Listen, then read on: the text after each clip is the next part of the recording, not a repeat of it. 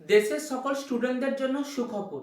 কেন্দ্র সরকারের পক্ষ থেকে চালু করা হলো নতুন একটি প্রকল্প, যার মাধ্যমে স্টুডেন্টরা কোনো রকম গ্যারান্টার এবং জামানত ছাড়াই পাবে 10 লক্ষ টাকা পর্যন্ত এডুকেশন লোন। আজকের এই ভিডিওটিতে আমি আপনাদের সাথে আলোচনা করতে চলেছি বিদ্যালক্ষ্মী প্রকল্প নিয়ে।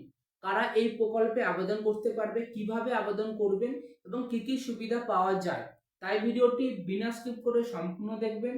এই ভিডিওটি বেশি বেশি করে শেয়ার করবেন আপনার পরিচিত সমস্ত স্টুডেন্টদের সাথে।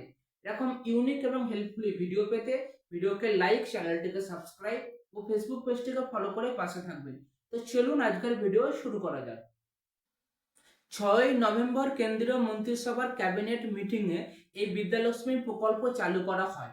2024-25 অর্থবর্ষ থেকে 2030-31 অর্থবর্ষ অর্থাৎ আগামী 7 বছরে এই প্রকল্পে প্রতি বছর 1 লক্ষ করে স্টুডেন্টকে এই 10 লক্ষ টাকা পর্যন্ত এডুকেশন লোন দেওয়া হবে। তার জন্য এই প্রকল্পে 3600 কোটি টাকা বিনিয়োগ করা হয়েছে।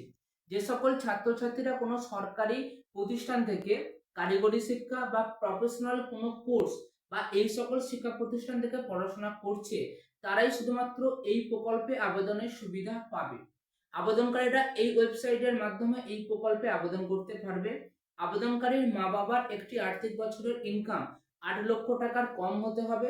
ভারত সরকার 7.5 লাখ টাকা পর্যন্ত এডুকেশন লোনে 75% ক্রেডিট গ্যারান্টার থাকবে।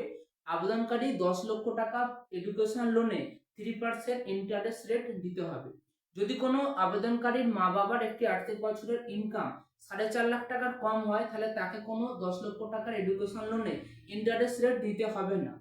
যদি এই বিদ্যালক্ষ্মী প্রকল্পে আর কোনো গুরুত্বপূর্ণ আপডেট থাকে যা আমি এই ভিডিওটিতে আলোচনা করিনি, অবশ্যই ভিডিওর কমেন্টে জানাবেন। তো চলুন দেখা হচ্ছে পরবর্তী কোনো ইউনিক এবং হেল্পফুল ভিডিওতে।